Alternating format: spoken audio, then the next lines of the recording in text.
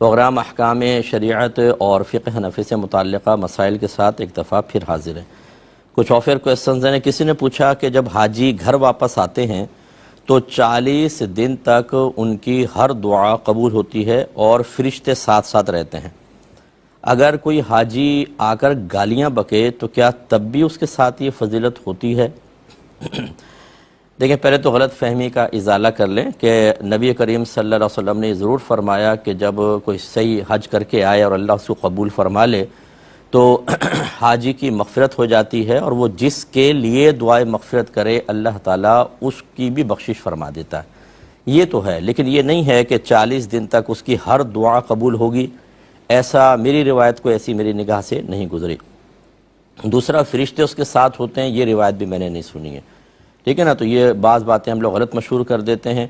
اور اب اگر کہتے ہیں کہ وہ حاجی صاحب گالیاں بک رہے ہیں تو کیا تب بھی فضیلت رہے گی؟ تو فضیلت تو پہلے نہیں تھی۔ اب مسئلہ یہ ہے کہ حج کرنے کے بعد اگر یہ کوئی سمجھتا ہے کہ اب میں مرفوع القلم ہو چکا ہوں، اب میں بد اخلاقیاں کروں، جیسے بعض معذرت کے ساتھ خواتین ہوتی ہیں کہ وہاں رو بھی رہی ہوں گی، تسبیحیں بھی پڑھ رہی ہوں گی، لیکن جب وہ واپس آتی ہیں تو اپنے رویے سے، اپنے بیہیویئر سے پورے گھر والوں کی زندگی عذاب بنا دیتی ہیں، تلخ جملے اور ہر طرح کا نامناسب رویہ، لیکن حجن ہیں وہ، اس لیے ان کو کچھ نہ کہیے اور وہ تو مغفرت شدہ ہیں۔ یہ ایک غلط خیال اپنے ذہن سے نکال دیں۔ اگر میں ایک عالم مفتی ہوں، اگر خدا نخواستہ میں خلاف شرع عمل کروں گا تو میرا مفتی ہونا، عالم ہونا مجھے اگرچہ نفع دے گا، لیکن بروز قیامت مجھے ان غلط چیزوں کا حساب دینا ہی ہوگا۔ اسی طرح اگر کوئی حاجی صاحب آ گئے، فرض کر لیں حج مقبول بھی ہو گیا، تو سابقہ گناہوں کا کفارہ ہوا ہے، نہ یہ کہ آئندہ کے لیے بھی چھوٹ مل گئی۔ اس لیے کوئی اس طرح حاجی صاحب اگر گالیاں وغیرہ بکے، بلکہ علماء نے یہ فرمایا کہ جس کا حج مقبول ہوتا ہے اس کی ایک کچھ ظاہری علامات یہ ہوتی ہیں کہ جب انسان واپس آئے گا تو وہ اپنے آپ کو ہر قسم کے صغیرہ کبیرہ ظاہری باطنی گناہ سے بچتا پائے گا، علم دین کی طرف رغبت ہوگی، نیکیوں کی طرف رغبت ہوگی، اچھوں کی صحبت میں رہے گا، اور وہ خراب کاموں پر توبہ کرے گا اور آئندہ ان کی طرف نہ آئے گا۔ اب اگر کوئی حج کر کے واپس آئے اور تمام تر شرارتیں کر رہا ہے تو یہ تو میں حکم نہیں لگا رہا ہوں کہ حج مقبول نہیں ہوگا، لیکن جیسے کہ علماء نے ظاہری علامات بیان فرمائیں، اس کے نتیجے میں، اس کے تناظر میں دیکھیں تو ایسا لگتا ہے کہ حج مقبول ہی نہیں ہوا، تبھی تو یہ حرکتیں کر رہے ہیں۔ تو اس لیے ڈرنا چاہیے حاجی صاحب کو، ایسا ہرگز نہیں کرنا چاہیے۔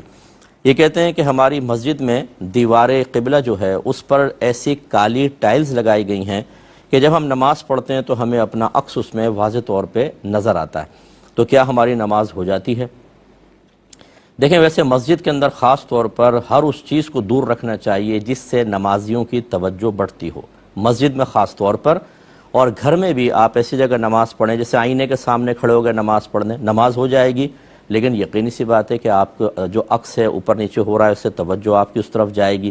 ایسے ہی مسجد کے اندر تو خاص طور پہ کہ وہاں پہ لوگ آتے ہیں نماز پڑھنے کے لیے اور کثیر نمازی ہوتے ہیں، تو دیوار قبلہ پہ ایسی ٹائلز کا لگانا مناسب نہیں تھا۔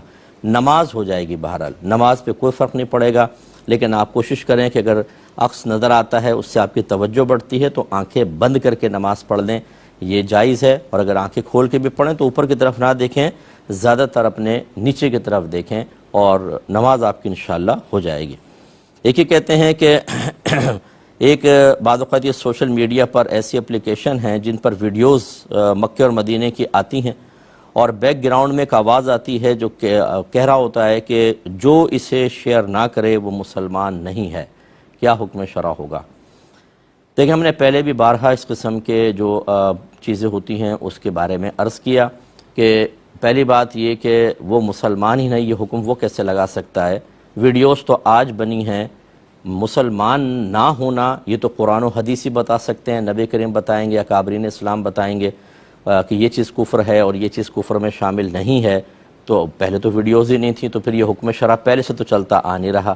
اور یہ جو صاحب بیان کر رہے ہیں یقینی سی بات ہے کوئی مجتہد تو ہے نہیں، اس کا مطلب ہے خلاف شرع بات، ایک غلط بات کو یہ کہنا کہ اس کو ویڈیو کو آگے نہیں بھیجا تو کفر ہوگا، گویا کہ وہ اس بات کا دعویٰ کر رہا ہے کہ اللہ تعالیٰ اس کے رسول نے فرمایا کہ اس کو آگے نہیں بھیجو گے تو کفر ہوگا۔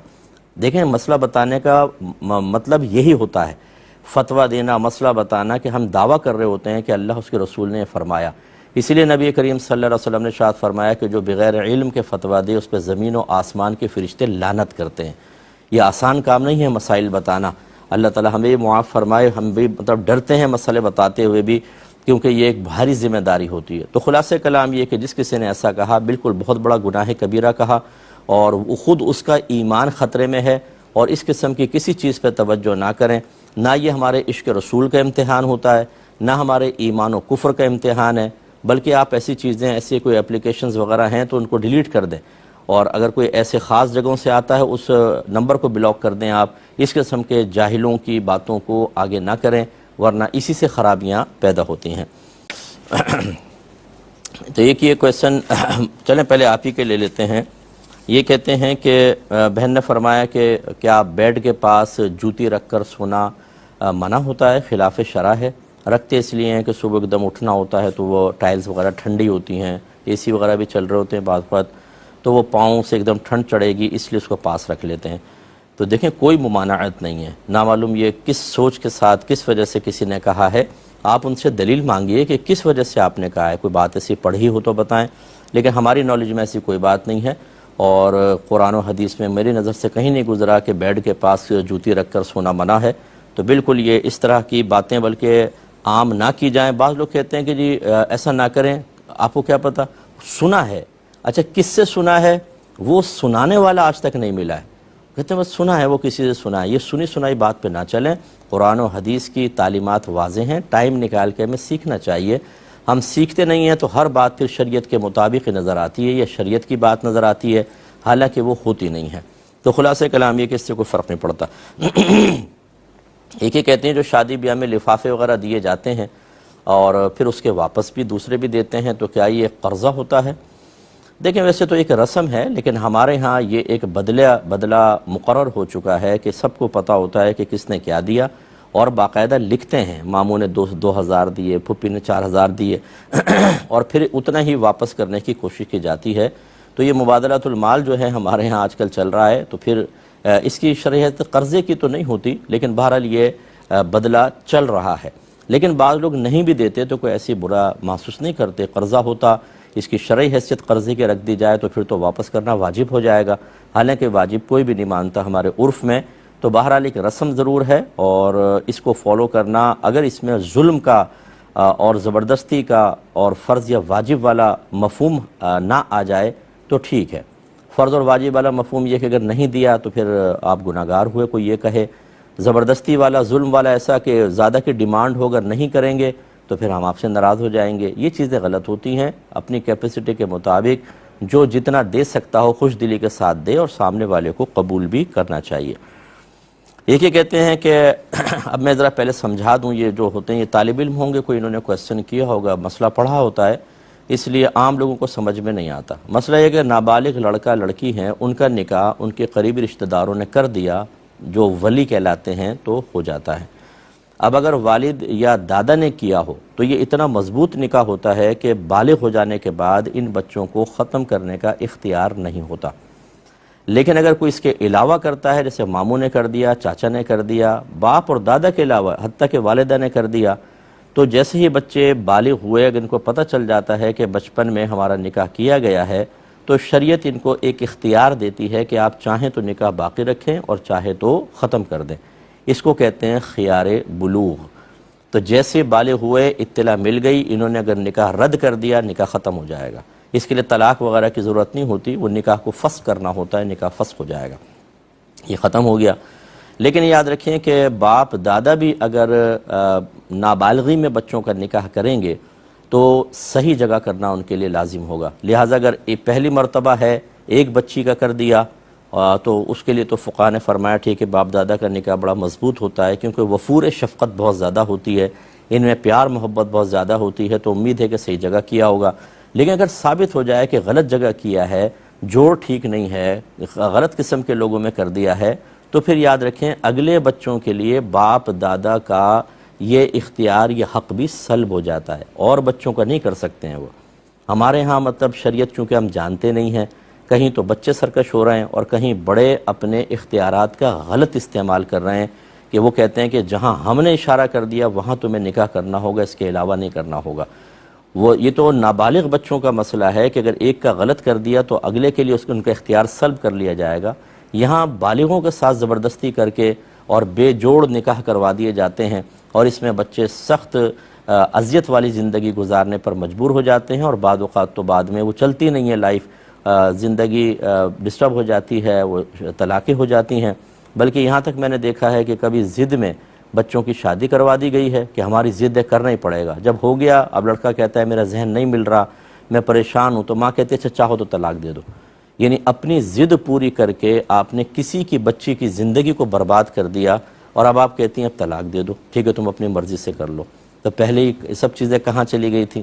تو خدا نہ خواستہ میں بچوں کو کوئی جرت مند یا دلیر نہیں کر رہا ہوں ماں باپ کے خلاف، آپ کو بھی دائرہ ادب میں رہنا ہوگا، اور ماں باپ کی مرضی سے جو کام کیا جاتا ہے ان کی دعاؤں کے ساتھ اس میں بے حد برکت بھی ہوتی ہے، اس کا انکار نہیں ہے۔ کتنے ہی میرے پاس تو کیسز آتے ہیں جو لو میریجز کر چکے ہیں، سر پکڑ کے بیٹھے ہوئے ہیں۔ پہلے تو ایسا لگتا تھا کہ یہ حور نہیں ملی تو پوری دنیا تباہ ہو جائے گی، میں اب خودکشی کر لوں گا، اور وہ حور مل گئی تو اس کے بڑھ کے لنگور کوئی نہ رہا، اور اتنا یعنی وہ فیڈ اپ ہو جاتے ہیں ایک دوسرے کے ساتھ کہ شکل دیکھنا پسند نہیں کرتے ہیں، بے برکتی پیدا ہوتی ہے۔ ہر ایک لو میرج میں ایسی نہیں ہے لیکن ہوتی ہے۔ تو میں خدا نخواستہ اولاد کو باغی نہیں کر رہا ہوں، لیکن ماں باپ کو بھی سمجھنا چاہیے کہ جب ایک حق شریعت نے آپ کو ماں باپ ہونے کی حیثیت سے دیا تو اس شریعت کو آپ کو ہر جگہ آپ کو بھی تو فالو کرنا چاہیے، جس نے آپ کو اتنی عزت دی ہے، احترام دیا ہے، بچوں کو آپ کے تابع کر دیا ہے۔ وہی شریعت نکاح کروانے کے سلسلے میں آپ کے لیے بھی تو کچھ ہدایات فراہم کر رہی ہے۔ کبھی آپ نے وہ ہدایات جاننے کی زحمت گوارہ کی ہے؟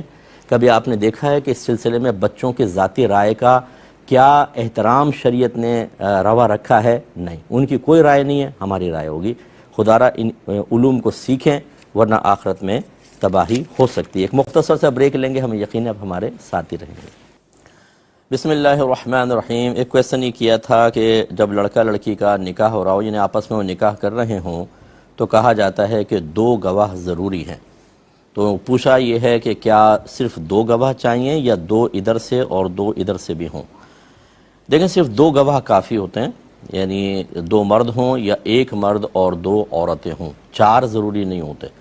وہ تو شادی کے اندر یہ جو قانونی کارروائی ہے کہ وہ نکاح نامہ فل کرتے ہیں تو لڑکے کے گواہ علیحدہ ہوتے ہیں، اور شادی کے گواہ کہلاتے ہیں جو جب وکیل جاتا ہے بچی سے اجازت لے رہا ہوتا ہے اس کے 2 گواہ علیحدہ ہیں۔ یہ قانونی ریکوائرمنٹ تو ہے لیکن شرعی طور پہ اس کا مطالبہ نہیں ہے۔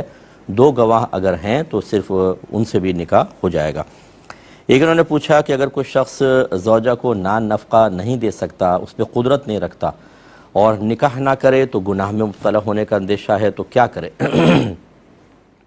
دیکھیں اگر نان نفقے پہ قدرت نہ ہو یا کوئی شخص یہ سمجھتا ہے کہ میں حق زوجیت صحیح طریقے سے ادا نہیں کر پاؤں گا تو اس پہ واجب ہے کہ پہلے نان نفقہ جمع کرے اور اپنا علاج کروائے۔ اس صورت میں نکاح کرنے کو شریعت نے منع کیا ہے۔ اب اگر گناہ میں مبتلا ہونے کا اندیشہ ہے تو نبی کریم صلی اللہ علیہ وسلم نے صحابہ کرام کو یہی تعلیم فرمائی۔ حضرت عبداللہ بن مسعود رضی اللہ تعالی عنہ ارشاد فرماتے ہیں کہ ہم کچھ نوجوان تھے، سرکار کی بارگاہ میں حاضر ہوئے تو سرکار نے ارشاد فرمایا کہ اے نوجوانوں، تم میں سے جس سے ہو سکے وہ نکاح کر لے، کیونکہ نکاح نگاہوں کو جھکانے والا اور ستر کی حفاظت کرنے والا ہے، اور جو اس پر قدرت نہیں رکھتا تو وہ روزے رکھے، کیونکہ روزہ شہوت کو توڑ دیتا ہے۔ تو اس لیے پھر روزے رکھیں اور اپنے آپ کو اچھی صحبت میں رکھیں، دین کے کام میں اپنے آپ کو لگائیں، علم دین سیکھیں، اچھے لوگوں کے درمیان رہیں، خراب قسم کے گندے لوگوں کے ساتھ نہ رہیں کہ جس کی بنا پر تقاضۂ نفسانی اور ابھرے اور انسان گناہ کی طرف جائے۔ یعنی متبادل ایسی چیزیں اختیار کرنا جس سے انسان کا تقاضائے نفسانی دب جائے، ان کو اختیار کرنا واجب ہے، اور ساتھ ساتھ آپ ارننگ بھی اپنی بڑھائیں۔ میں اسی لیے نوجوانوں سے اپنے جمعے کے بیانات میں بھی گزارش کرتا ہوں کہ جب آپ پڑھ رہے ہوتے ہیں اس وقت آپ بعض اوقات بے پرواہ ہو جاتے ہیں، کبھی لڑکیوں سے دوستی کی طرف لگ گئے، کبھی کبوتر بازی، کبھی ویسی آوارہ گردی۔ اس کے بعد جب پھر شادی کا موقع آتا ہے تو گھر والے کہہ دیتے ہیں کہ بھی 5 لاکھ جمع کر کے دو یا 10 لاکھ دو تو تمہاری شادی ہوگی ورنہ نہیں ہوگی۔ اب نہ وہ 5 لاکھ جمع ہوتا ہے نہ شادی ہوتی ہے، پھر کہتے ہیں جی ہمیں جاب نہیں مل رہی، مسائل ہو رہے ہیں، ہم گناہ میں مبتلا ہو رہے ہیں۔ تو جس وقت آپ کو کچھ کرنا چاہیے تھا وہ وقت آپ نے ضائع کیوں کیا؟ اس لیے جتنے ایسے بچے بچیاں ہمیں سن رہے ہیں، میں تو بچیوں سے بھی گزارش کرتا ہوں کہ آپ اچھے انداز سے پڑھیں۔ اس کے علاوہ آج کل بہت سارے ایسے کورسز ہو رہے ہیں کہ آپ ان کورسز کو کرنے کے بعد بہت آسانی سے جاب تلاش کر سکتے ہیں، انٹرنیٹ سے ارننگ کر سکتے ہیں، پارٹ ٹائم جاب کر سکتے ہیں۔ رزق حلال کے جتنے دروازے اللہ نے کھولے ہیں ان کو آپ حاصل کریں، ان سے آپ فائدہ حاصل کریں، تاکہ آپ کو آگے چل کر اس قسم کا مسئلہ اس کا سامنا کرنا پڑے۔ یہ کہتے ہیں کہ غیر اللہ کی تعظیم کی ہر جگہ ممنوع ہوتی ہے، جیسے بعض اوقات ہم اپنے ملک کے پرچم کو سلامی دیتے ہوئے اس کی تعظیم کرتے ہیں۔ دیکھیں، تعظیم ہر جگہ منع نہیں ہوتی، تعظیم تو ہمارے مذہب کا حصہ ہے۔ اللہ کی تعظیم تو سب سے زیادہ ہے، اس کے علاوہ مخلوق کی تعظیم بھی ہے۔ اپنے ماں باپ کی آپ تعظیم کرتے ہیں، امام مسجد کی، قرآن پاک کی، دینی کتابوں کی آپ تعظیم کرتے ہیں۔ کوئی معظم دینی حافظ صاحب آ جائیں، حاجی صاحب آ جائیں، کوئی داڑھی والا ہی آتا ہے تو ہم اس کی تھوڑی بہت تعظیم کر لیتے ہیں۔ ہر جگہ تعظیم منع نہیں ہوتی۔ تعظیم وہی منع ہوتی ہے کہ جو اس حد تک غلوف کے ساتھ ہو کہ تعظیم الہی کی راہ میں رکاوٹ بن جائے۔ جیسے خدا کی تعظیم کر رہے ہیں معاذ اللہ، ایسی تعظیم اگر اس سے کم درجے کی ہے اور شریعت نے اس کی اجازت دی ہے تو یہ تعظیم منع نہیں ہوتی۔ تو اپنے ملک کے لیے مطلب کوئی تعظیمی معاملہ کرنا، دیکھیں فوج ہوتی ہے، اپنے افسران بالا کے سامنے کھڑے ہوتے ہیں تعظیماً۔ اس طرح جو باہر کے ملک کے آتے ہیں وہ تو غیر مسلمین بھی ہوتے ہیں، ان کے سامنے بھی تعظیماً کھڑے ہوتے ہیں، تو کیا ان پہ معاذ اللہ کوئی شرک اور کفر کا فتویٰ لگائیں گے؟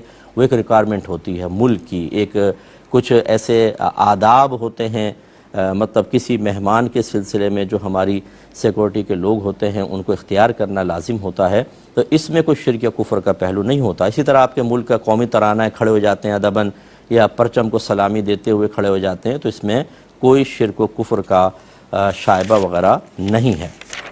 کچھ اور پھر کوسچنز ہیں وہ لیتے ہیں۔ ایک یہ پوچھا تھا کہ کیا پرائز بانڈ کا انعام نکل آئے اس پیسے سے حج یا عمرہ کیا جا سکتا ہے کہ نہیں؟ دیکھیں، سب سے پہلے سمجھ لیں کہ اگر پرائز بانڈ ایسا ہے کہ آپ رکھیں تو اس پہ کوئی پروفٹ وغیرہ نہیں ملے گا، پہلی بات تو یہ، اس طرح کے بانڈ منع ہوتے ہیں کہ وہ سود آپ کو مل رہا ہے۔ اور دوسرا یہ کہ آپ جب اس کو کیش کروائیں پورا پیسہ آپ کو واپس ملے گا، کوئی کٹوتی نہیں ہوتی ہے۔ ہاں یہ الگ بات ہے کہ جب آپ پرائز بانڈ اگر آپ کا انعام نکل آیا آپ لیتے ہیں تو ٹیکس کٹتا ہے، وہ ٹیکس ایک الگ چیز ہے، باقی آپ کا پرائز بانڈ کا مطلب آپ کو پیسہ دیا جاتا ہے انعام کا۔ تو ہمارے نزدیک اس میں نہ سود کا مفہوم پیدا ہوتا ہے نہ جوئے کا مفہوم، اس لیے ہم اس کو جائز کہتے ہیں۔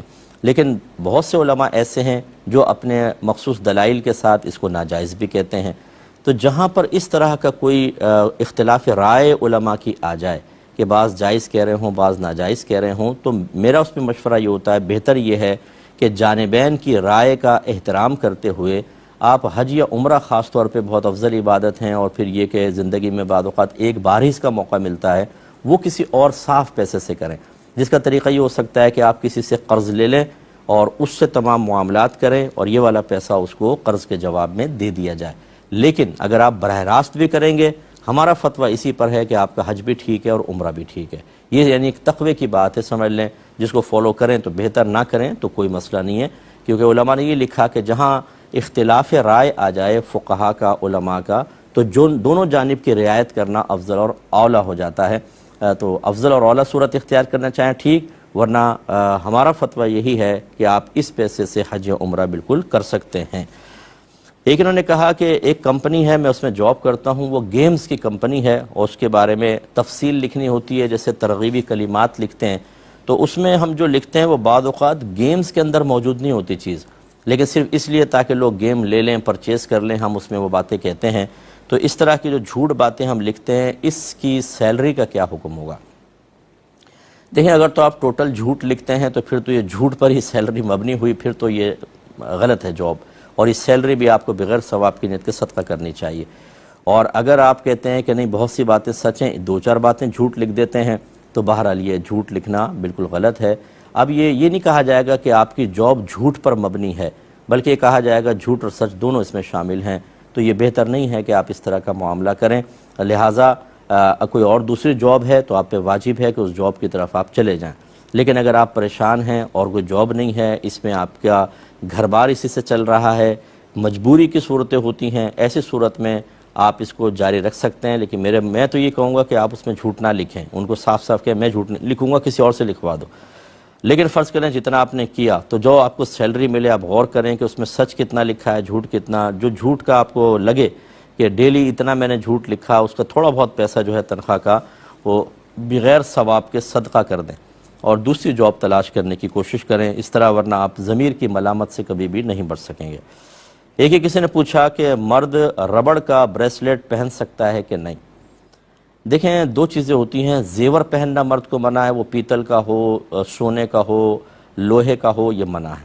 تو بعض بریسلیٹ تو اسی دھاتوں کے ہوتے ہیں تو بالکل ہی منع ہوں گے، اور بعض چیزیں ایسی ہوتی ہیں جو عورتوں سے مشابہت کی وجہ سے منع ہے۔ یہ ہاتھ میں کچھ کڑے وغیرہ پہننا، یہ دیکھ چیزیں عورتوں کو زیبا ہیں، مردوں کو نہیں ہے۔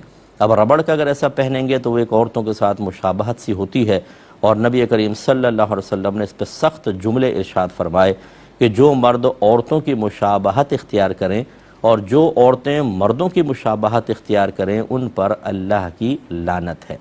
تو لہٰذا میرا گزارش یہ ہے کہ یہ بریسلیٹ پہننے سے کوئی آپ حسین و جمیل نہیں ہو جائیں گے، کوئی آپ کی مردانہ وجاہت نہیں نکھر جائے گی، صرف یہ کہ چند دوست کہیں گے یہ بہت اچھا لگ رہا ہے، یہ تھوڑی سی تعریفیں سننے کے لیے، تھوڑے سے حفظ نفس کے لیے، تھوڑا سا اپنے آپ کو اپنی نگاہوں میں شیطان بعض اوقات مزین کر کے دکھا دیتا ہے۔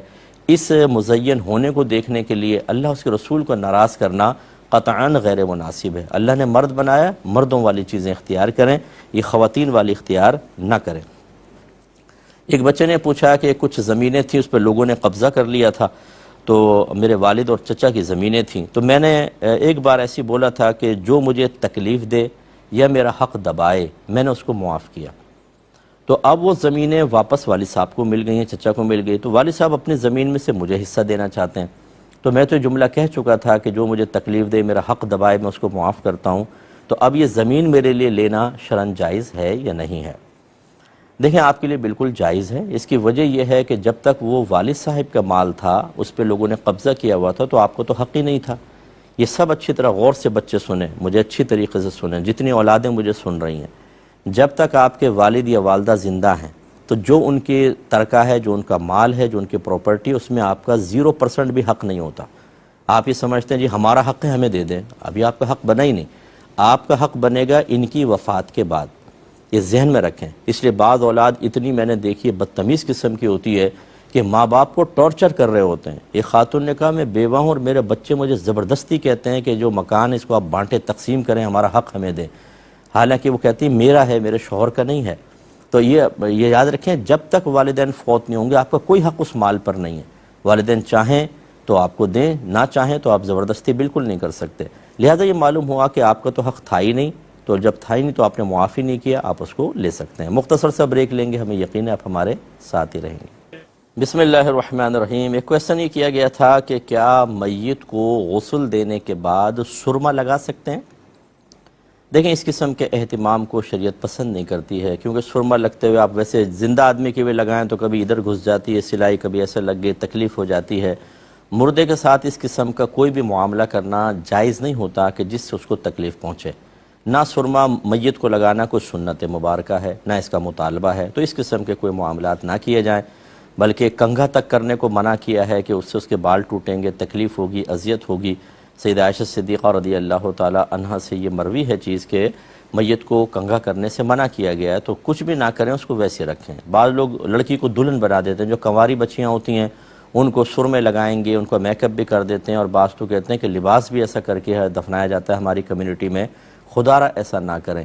ایک تو پہلی حالات اتنے غلیظ چل رہے ہیں، آپ جانتے ہیں کہ کیا کیا معاملات ہو رہے ہیں، تو پھر بچوں کو ایسا سنوار کے بچی کو پھر وہ آپ قبر کے اندر رکھیں، تو شریعت کا ایسا کوئی مطالبہ نہیں ہے، نہ اس طریقے سے کرنا شرعاً کوئی جائز ہے۔ ایک بہن یہ کہتی ہیں کہ میں نے سنا ہے کہ جو نماز قضا کرے وہ منافقوں میں سے ہے، یہ میں نے سنا ہے۔ تو میرے 3 چھوٹے بچے ہیں، ایک بچی جو ہے بڑی وہ 3 سال کی ہے اور 2 7 ماہ کی ہیں، جڑواں پیدا ہوئی ہیں۔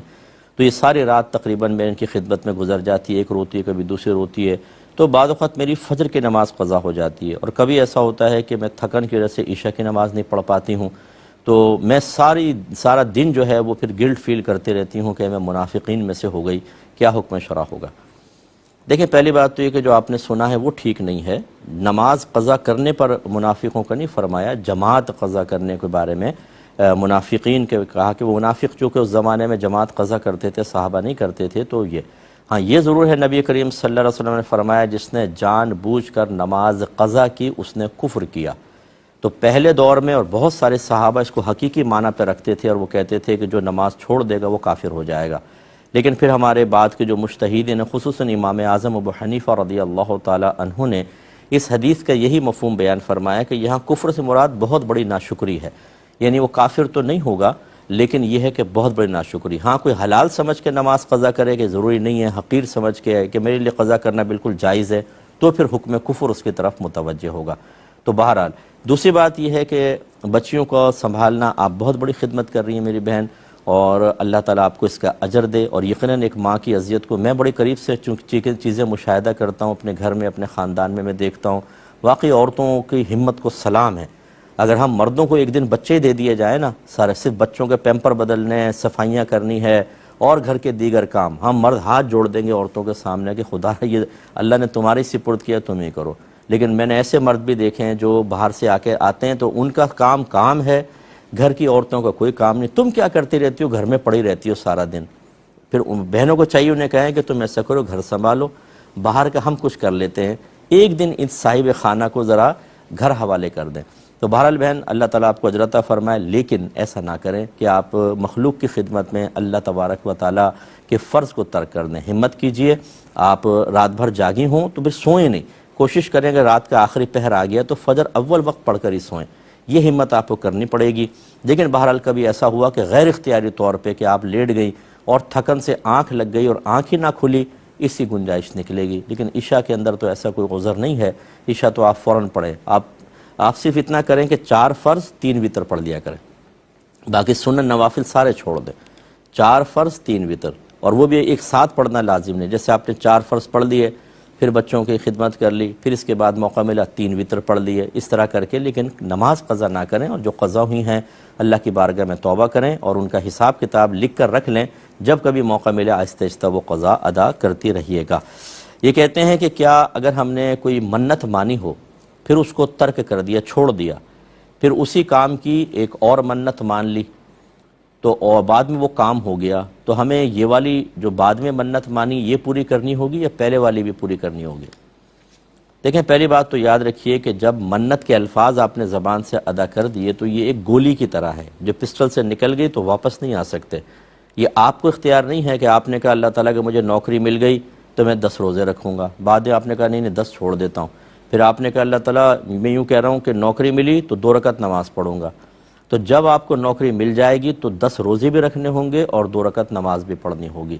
یہ آپ ترک نہیں کر سکتے، چھوڑ نہیں سکتے. منت ایک وعدہ ہے اللہ تعالیٰ سے آپ کرتے ہیں اور اس وعدے کو پورا کرنا آپ پر واجب ہو جاتا ہے. جو عبادت منت کے ذریعے ہم اپنے اوپر لازم کرتے ہیں وہ چاہے نفل بھی ہو لیکن اس کی ادائیگی ہم پر واجب ہو جاتی ہے، لہٰذا آپ کو دونوں ہی منتیں پوری کرنی ہوں گی.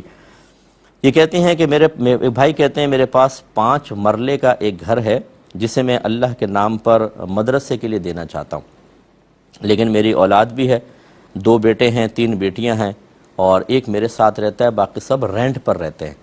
اور میں چاہتا ہوں کہ جب یہ مدرسہ بنے تو میری ایک بہو جو ہے وہ اس کی متولی بن جائے، اس کی دیکھ بھال کرے. کیا یہ میں صحیح سوچ رہا ہوں؟ جی آپ صحیح نہیں سوچ رہے. حضرت عبداللہ بن عمرو بن العاص رضی اللہ تعالی عنہ کا وصال ہونے لگا تو نبی کریم صلی اللہ علیہ وسلم ان کے پاس تشریف لائے تو انہوں نے عرض کیا رسول اللہ میں چاہتا ہوں کہ اپنا سارا مال اللہ کے راہ میں دے دوں.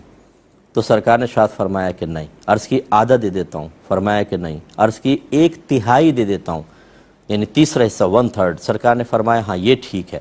اور پھر اللہ کے نبی نے ارشاد فرمایا کہ کوئی باپ اپنی اولاد کے لیے کچھ چھوڑ کر جائے، یہ اس سے کہیں زیادہ بہتر ہے کہ انہیں اس حال میں چھوڑے کہ وہ کسی کے سامنے ہاتھ پھیلا رہے ہوں. دیکھیے ہمارا مذہب کتنا خوبصورت مذہب ہے، ہمارے نبی کی تعلیم کتنی پیاری تعلیم ہے.